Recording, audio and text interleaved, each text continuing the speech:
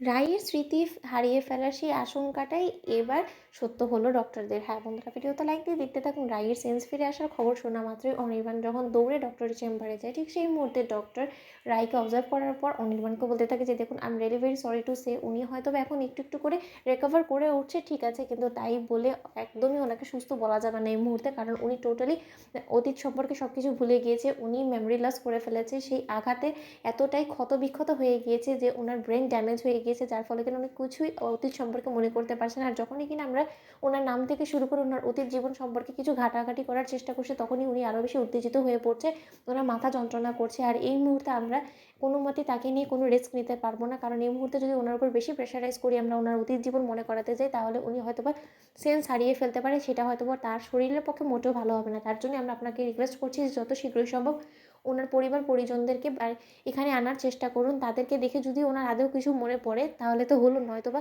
আমরা অন্য পথ অবলম্বন করব। ওনাকে আমরা ধৈর্য সমেত অবজার্ভ করব, আমরা ওনাকে মেডিসিনের মাধ্যমে ওনার অতীত সম্পর্কে জানানোর চেষ্টা করব।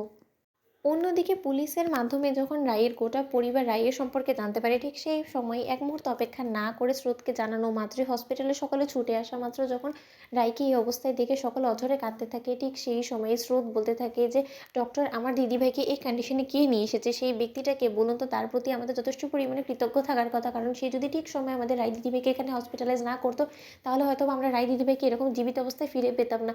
অন্যদিকে ডক্টর বলতে থাকে যে দেখুন, আপাতত আমরা তার পরিচয় আপনাকে দিতে বাধ্য না, আর সে চায়ও না মোটেও যে তার পরিচয়টা আপনাদের কারো কাছে সামনে আসুক, তাই সে আমাদেরকে আপনাদের নাম্বারটা দিয়েছে, সে আমাদেরকে বলেছে যে আমরা যাতে আপনাদের সাথে নিজে থেকে যোগাযোগ করে নিই, তাই পুলিশ আপনাদেরকে কল করে এখানে ডেকে এনেছে।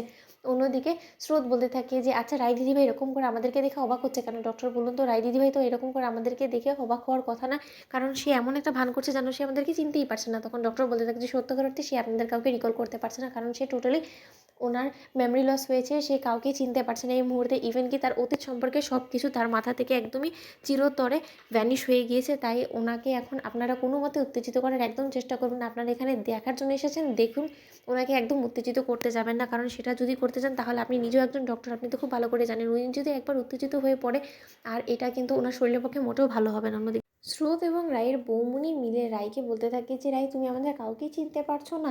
অন্যদিকে স্রোত বলতে থাকে, দিদিভাই তুই নির্ঘাত আমাদের সাথে অভিনয় করছিস তাই না? তুই আমাদের ধৈর্যের পরীক্ষা নিচ্ছিস, তুই আমাদের ধৈর্যের পরীক্ষা কেন নিচ্ছিস বলতো? আমরা কী এমন অপরাধ করে ফেলেছি তুই আমাদেরকে আর কোনো মতে ক্ষমা করতে পারছিস না? সত্যি তোকে ক্ষমা করতে যাবেই বা কেন বলতো? আমরা তো তোকে এতটাই পর করে ফেলেছি যে আমরা তোকে এই শহরে থাকা সত্ত্বেও তোকে কোনো মতে শান্তি দিতে পারিনি, তাহলে তো অবশ্যই তুই অধৈর্য হয়ে আমাদের দিক থেকে মুখ ফিরিয়ে নিবি, সেটাই তো স্বাভাবিক, তাই না বৌমনি?